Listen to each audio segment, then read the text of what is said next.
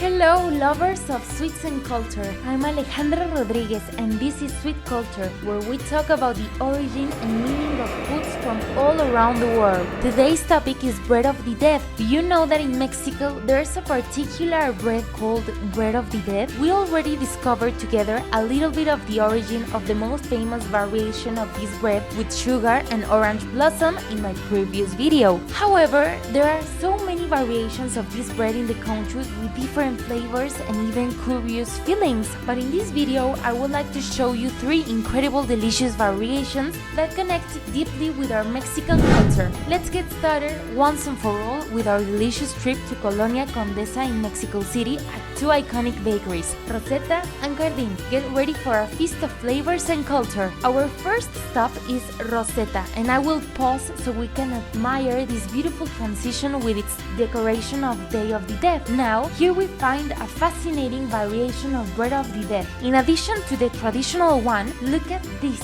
A black bread of the dead covered in totomoxtle ashes, that is, corn leaf ashes. This is more than a dessert, it's an edible work of art. But why totomoxtle ashes? Totomoxtle is an important part of Mexican culture due to the extensive consumption of corn in all the country, and it has a series of traditional and modern uses, which makes it a valuable resource for Mexicans. It's simply spectacular. I discovered that the word totomoxtle comes from the Nahuatl totomoxtle and are dry leaves that wrap the corn cob, and that due to their resistance are used to wrap tamales, also a very important food for Mexicans, and it even works as a material for making crafts. In conclusion, totomoxtle is a valuable resource for Mexico. Now, let's go to our next destination, Cardín, where innovation and tradition merge. Here we have a pink sugar bread of the dead with guava flavor.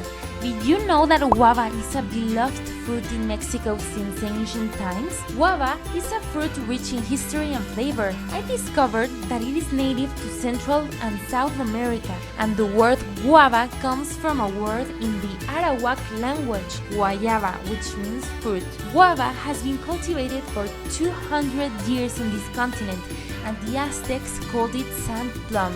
The production of this bread of the dead is a true delight for our senses, but that's not all. Check this out, another bread of the dead in Cardín, this time with marigold or cempasuchil petals, the famous flower of the dead. These petals are not only beautiful, but also have a deep meaning. The marigold flower is an essential part of our Day of the Dead festivities. This bread is a tribute to our traditions and those who are not longer with us. The marigold flower is a native flower of Mexico that has great cultural and economic importance.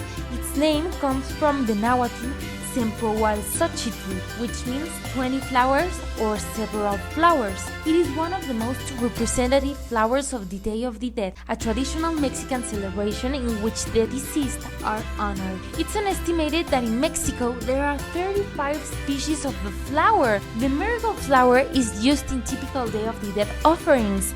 They are placed on altars along with other items because the yellow color of their petals is said to represent the sun, which is believed to guide the souls of the deceased back to their home. In conclusion, the marigold flower is an integral part of Mexican culture. It is a symbol of death and life, and it is used in religious and cultural ceremonies. Finally, as a surprise, and that as a pure whim, since this is a new type of dessert that I was unaware of, we went to Fugaz Bakery in Polanco, Mexico City, and they offered thousands of varieties of bread of the dead, even with caramel popcorn. But I really wanted to try this bread of the dead croissant roll because it is filled with cajeta cream or dulce de leche, a very traditional dessert in Mexico and Latin America. This one is very different from the others, but I recommend it 100%.